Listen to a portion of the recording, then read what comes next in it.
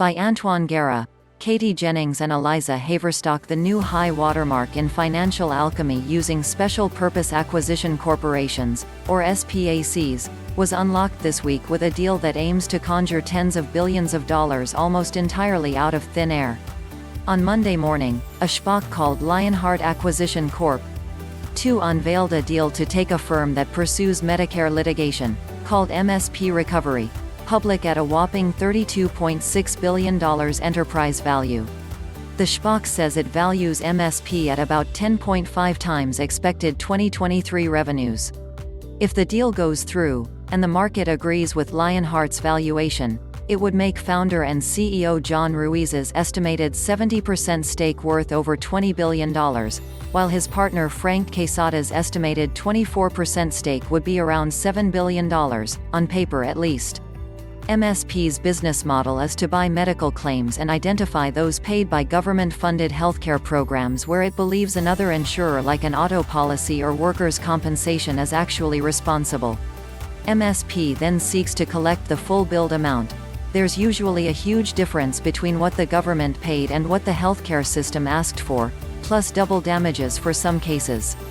The company says it has built unique big data infrastructure and Moneyball-like analytics to sift through millions of medical claims for valuable cases to pursue.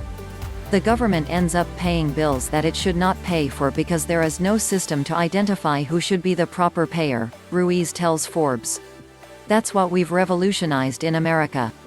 MSP is operating under the assumption that 11%, or around $177 billion, of the $1.6 trillion spent on Medicare and Medicaid each year is actually related to accidents, fraud and misconduct, which means that somebody else should have paid the bill.